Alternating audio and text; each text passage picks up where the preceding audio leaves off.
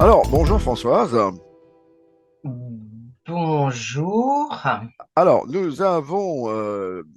vous invitons pour, dans le cadre de notre rubrique, trois questions A, parce que nous avons eu la surprise de voir que vous faisiez, ou plutôt d'entendre, puisque vous faisiez de la communication avec les animaux. Alors, communication avec les animaux, d'ailleurs, vous nous aviez dit dans une interview précédente qu'il était parfois plus facile de communiquer avec les animaux que de communiquer avec les humains. Alors, vous m'avez un peu inquiété.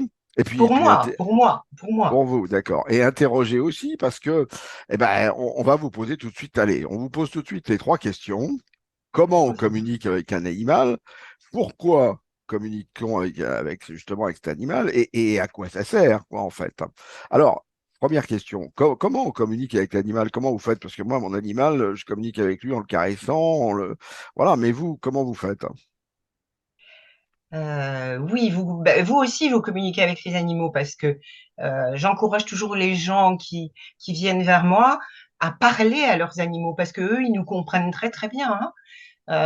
C'est vrai que les trois quarts des gens n'ont pas le message en retour, c'est ça le problème. Alors, en ce qui me concerne, en général, quand j'ai euh, enfin, quand j'ai quelques éléments sur un animal, je me connecte en général, même sans photo, je me connecte en général avec lui tout de suite. Voilà. Enfin bon, sauf il y a des animaux bah, qui sont pas disponibles, voilà, ou qui veulent pas répondre, et auquel cas, ça m'arrive parfois bah, de rien avoir, de rien recevoir.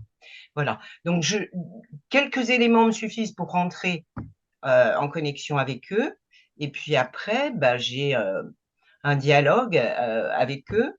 Alors, les messages en retour peuvent venir soit par du visuel, c'est-à-dire des images euh, qui sont pas toujours claires parfois. C'est-à-dire qu'il y a une interprétation à faire. Donc, il suffit de reposer des questions à l'animal qui va vous expliquer pourquoi il vous a envoyé un ballon rouge alors que vous lui demandiez où il avait mal. Voilà. Euh, En Donc, audio aussi, mais alors,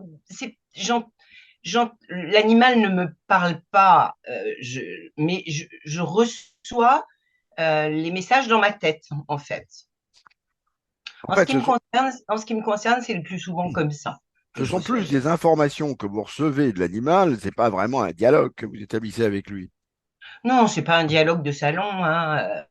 C'est pas, non, non, non, non. Je lui envoie les questions ou les messages sous forme de pensée concept. Euh, enfin, je parle pas vraiment, quoi. La communication, elle se fait surtout dans ma tête, en fait. Et alors, pourquoi, justement, alors vous l'avez dit, un animal qui souffre, mais pourquoi parle-t-on ou peut-on communiquer avec un animal? Dans quelle raison? De quelle raison? Alors, en ce qui me concerne, toujours, j'aimerais bien que ce soit pour donner la parole à l'animal. Bah, c'est-à-dire, par exemple, quand on a une décision à prendre qui le concerne, alors bon, l'euthanasie, bien sûr, hein, on y pense. La castration aussi. Euh, enfin, je trouve que c'est important pour des grandes décisions qu'il y a à prendre et qui le concernent, euh, soit lui demander son avis ou au moins de le prévenir qu'on va faire ça, hein. Voilà, j'envisage de te castrer. Voilà ce que c'est une castration. Qu'est-ce que tu en penses? Euh, voilà, vraiment pour lui demander son avis, tout simplement. En fait, communiquer avec l'animal, c'est lui laisser la parole, quoi. Voilà, bah oui, oui, oui. Alors, vous dites aussi, et c'est une grosse, je crois, une grosse indication, entre guillemets, si on peut parler sur un terme médical, de communication avec l'animal, c'est que justement qu'on a la main, malheureusement, quelquefois sur la fin de vie de son animal, parce que soit on craint qu'il souffre, soit on craint qu'il soit malheureux, et on se dit, est-ce qu'on ne doit pas abréger ses souffrances ou abréger ses douleurs, et c'est nous qui avons la main. Et là, vous dites que c'est une des grosses raisons pour lesquelles vous communiquez avec un animal. Oui, oui, j'ai souvent des demandes qui concernent ça. Et oui, c'est important parce que certains animaux ben, peuvent avoir, peuvent avoir le désir, là pour le coup, ou le besoin de mener leur vie jusqu'au bout, même s'ils souffrent. Hein. Alors, en sachant que, en plus, la souffrance des animaux, elle est largement atténuée par le fait que, notamment les chats, ont tout à fait la capacité euh, de d'élever leur conscience. Euh, ah, je vous ai perdu. Non, c'est bon, allez-y. Ah, Ben, si, moi, je vous vois plus. ah, Moi, je vous ah. vois plus. Non, c'est bon, toujours. Bon, ben, écoutez, on continue, hein, Alors, et vous puis disiez voilà. Oui. notamment les chats. Vous m'entendez plus du tout là? Notamment les chats ont cette capacité comment dire, je vais dire sortir de leur corps, mais c'est pas tout à fait ça. C'est-à-dire ils ont la capacité de se dédoubler, mais d'ailleurs nous on le fait aussi. Hein.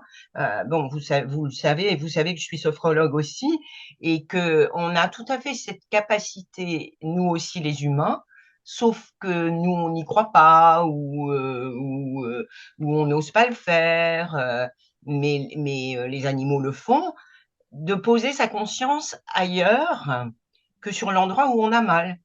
Du coup, on ressent plus la douleur. Moi, ça m'est arrivé personnellement euh, sur un mal de dents qui était vraiment très fort.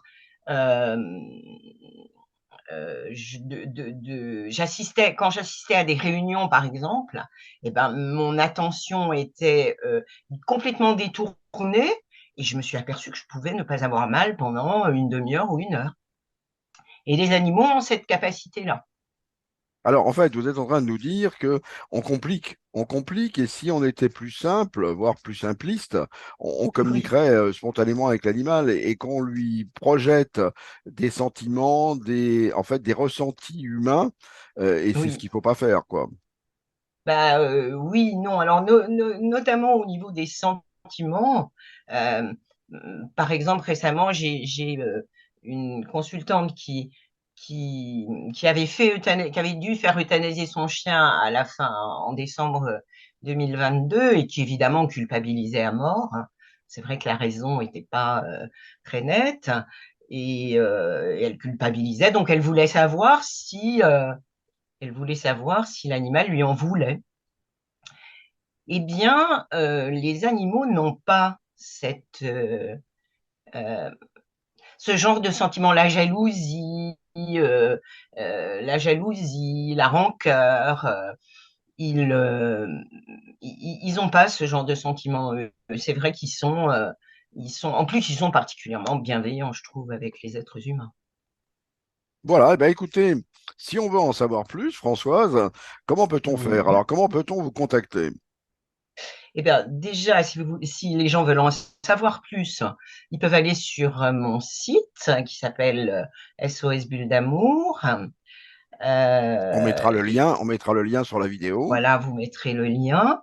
Alors, je précise que là, je viens d'ouvrir un canal et des groupes Telegram où là, je peux avoir vraiment, je peux discuter avec les gens peuvent me poser des questions, etc., en direct. Et puis, bah, s'ils ont besoin pour, pour, pour leur animal que je communique avec lui, bah, ils peuvent me joindre. Je vous donne mon numéro de téléphone, c'est 06 87 39 12 25. 06 87 39 12 25. 25, voilà. Merci beaucoup, Françoise Moulin. Eh bien, bon courage, Merci à vous. bonne Merci à communication vous. alors.